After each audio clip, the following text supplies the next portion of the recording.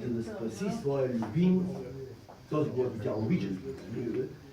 Тя почупа на вратата, отварят и убиват я и Ригорето получава дъщеря си в чувала, вместо да получи Херцога.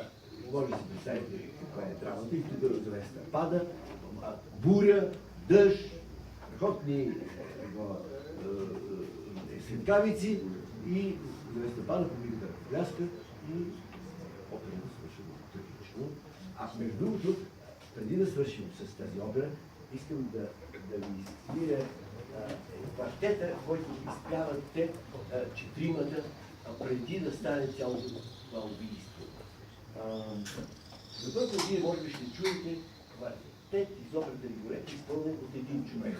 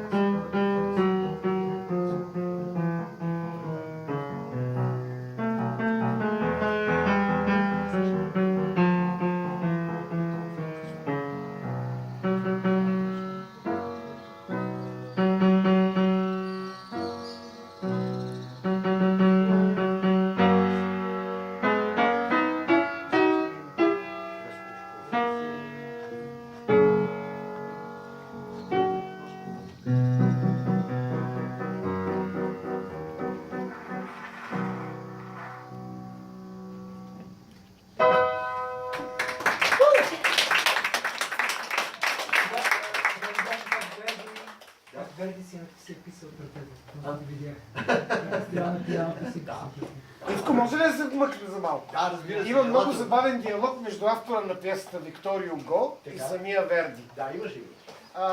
По памет го възстановявам. Викторио Го започва да крещи на Верди. Как можа да превърнеш краля ми в Херцог и та-та-та-та-та-та. Верди кротко му обяснява, виж какво, нямаше да мине. Иначе операта. Кажи ми, музиката хареса ли ти? Он казва, да, по дяволите, но ще ти кажа още едно нещо. Ако моите герои на сцената можеха да говорят всички едновременно, щях да постигна същия ефект. Както в случая с този диалог е фиксиран, не е измислен. Наистина, да.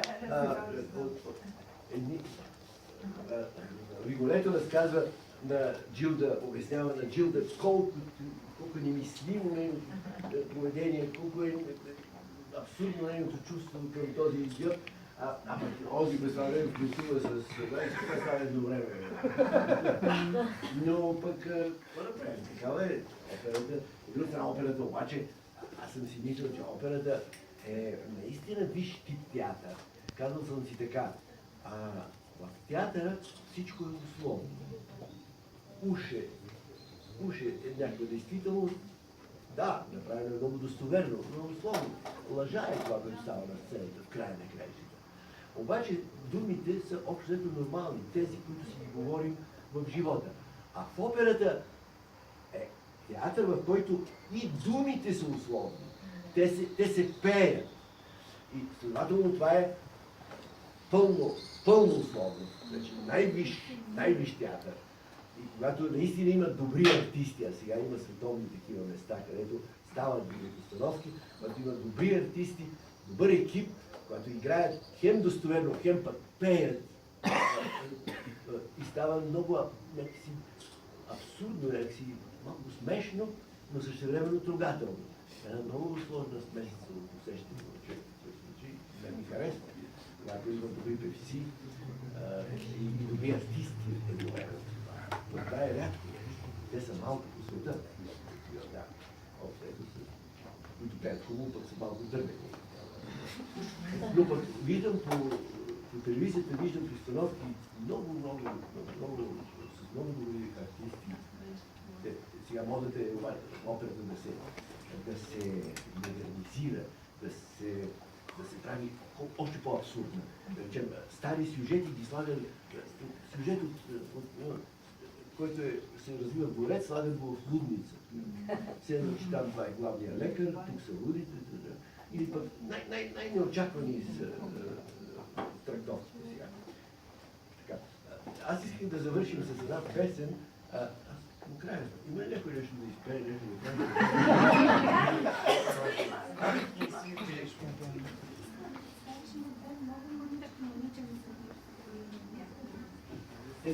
Тук се скриха. Предатели. Сега сте на вашия концерт. Имаш ли приготвено? Готова ли? Ще се радваме да го чуем. На италиански, още по-хубаво.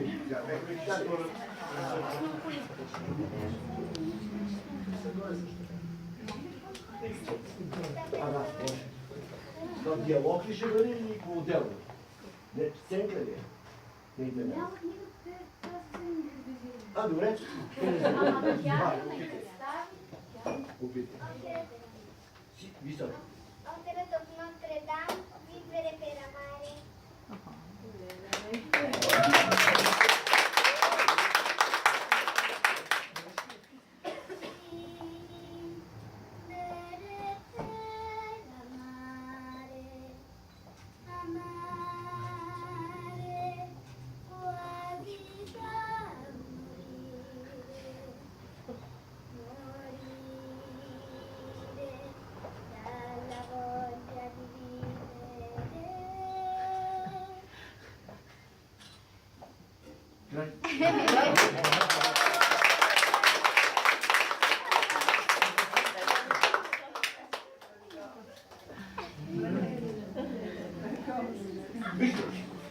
Цялата работа е, че това, което искам сега да ги изпея, е с акордеон си свира, на акордеон. Но нямам акордеон сега, ще опитам да го изсвиря с пиано. Примитивен начин на пиано. И сега важно е да сваляте думите, те са пак от Валери Петров. И това е една песен за възможността да се живее. Той беше написан, когато ни я даде за едно представление, пак измислено от него, сатирично, пак беше по неговите поеми на смях, той е такъв сборник от ние времена преди 10 ноември. И така, тази песен се казваше така, песен за възможността да се живее, и тя е написана в алпийски, такъв тиролски стил. И върви се акордеона добре, но пък думите са доста помагащи на човека и затова аз ще се постарая да ви ги внуша. И така, значи, вътре в текста има едни такива неща, като алегро ма нон тропо, алегро или без ма, алегро нон тропо. Ето, италиански, значи, весело, не много, нали? Да. Алегро нон тропо, непрекалено, да, непрекалено. Има и други такива. В класическата музика е прието отделните части, за отделни части да се обозначава темпото и настроението с такива кратки италиански определения. Например, сустенуто, или пък сдържано, или пък алегро виваче, весело, много живо, и така, подобни има много. Така. Има алегро, ма нон танто. Весело, но не чак пак толкова. И така, това е употребено в нашия текст. И също употребено на едно място има Homo homini lupus est, което всички знаят, че някакъв римски император Юлиан го е казал в 4 век след Христа, го е казал човек е Бог. И така, не знам дали ще мога да пея и да свиря едновременно, обаче ще се опитам. Това е голям риск, влизам в голям риск.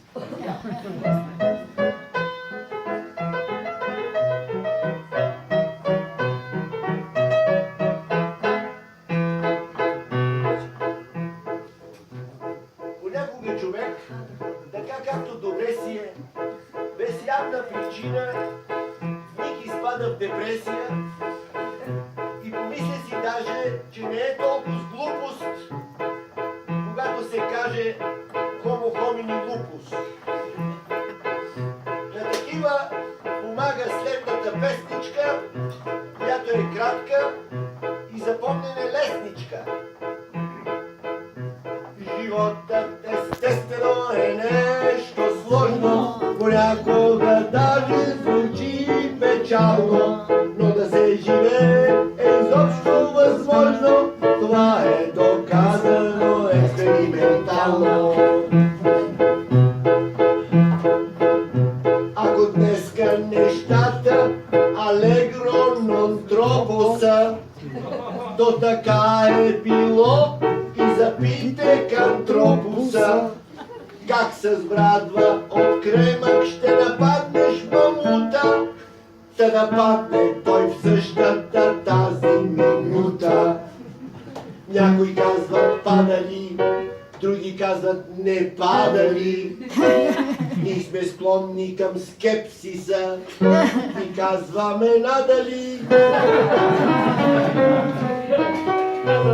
И животът естествено е нещо сложно, понякога даже печално, но да се живее е изобщо възможно, това е доказано експериментално. В далечната древност за своята мумия фараоните правили ужасни безумия. Всеки тътръл невиждани каменни маси, пирамидата видне над нас на баща си. Така че във времето нас на баща си, на баща си. Ай, я схрам.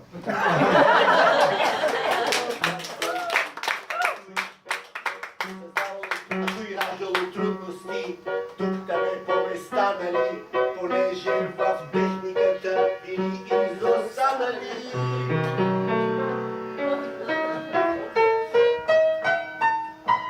И животът естествено е нещо сложно, понякога даже звучи печално, но се живее изобщо възможно, това е доказано експериментално.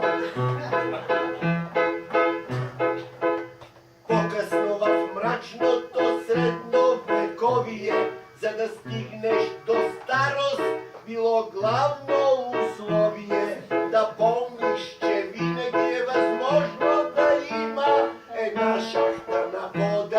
накрита с килима.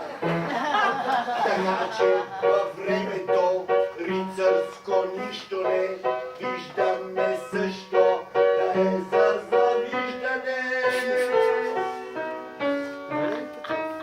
И живота е сестра, е нещо сложно, понякога даже звучи печално, но се живее изобщо възможно, това е доказано експериментално.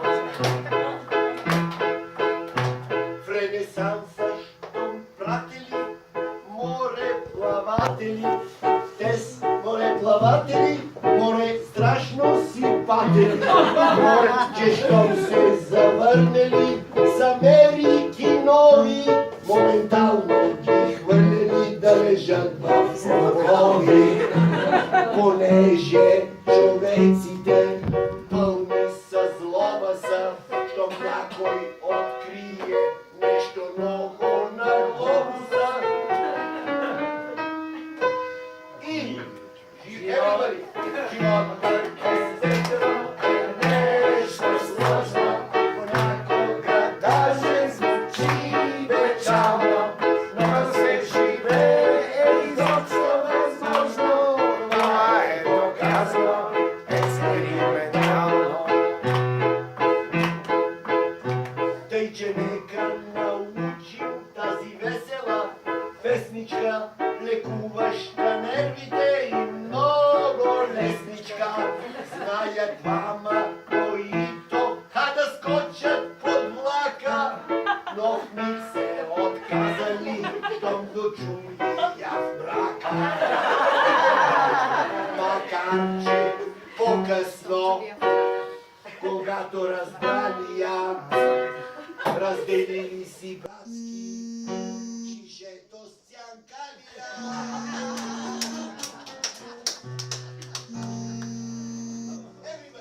Животът е нещо сложно, даже звучи печално, но се живее изобщо възможно. Това е доказано експериментално. Това е доказано експериментално.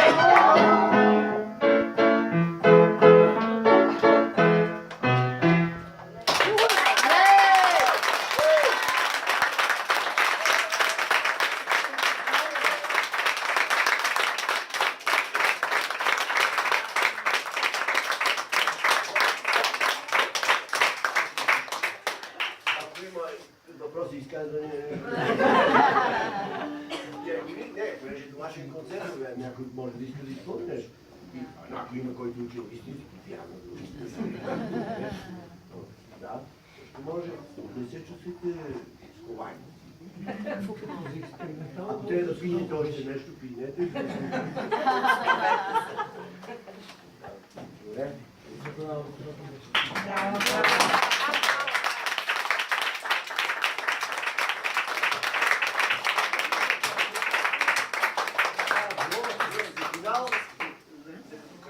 Мога да изпълня 2-3 ресторантски парчета. От кои ресторанти? Храна, само напитки. Има ли храна? Може да изпълни.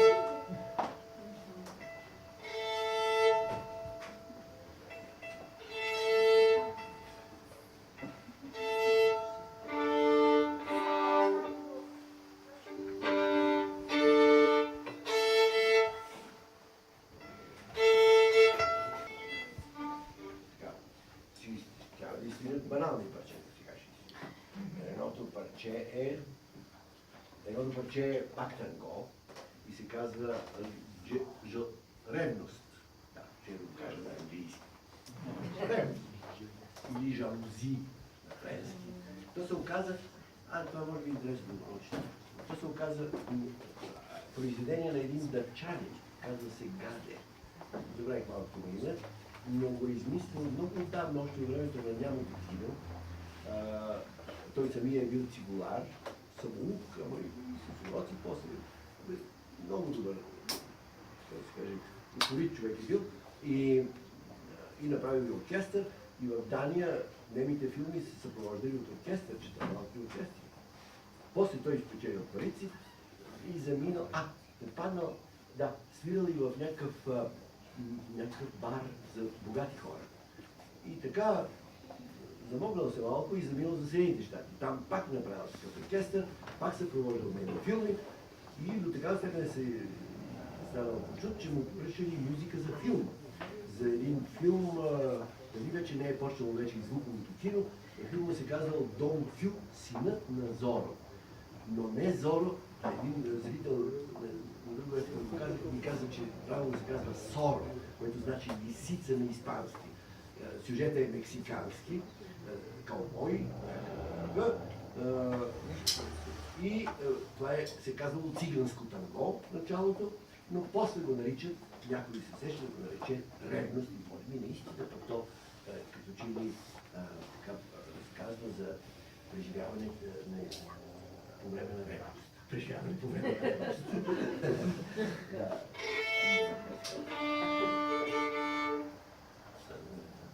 Има лудна част. Той, понеже сте го слушали много пъти и сте го слушали в аранжименти и в симфонични оркестри, даже може би, и затова аз ще ви подскажа къде какво точно звучи в акомпанимент.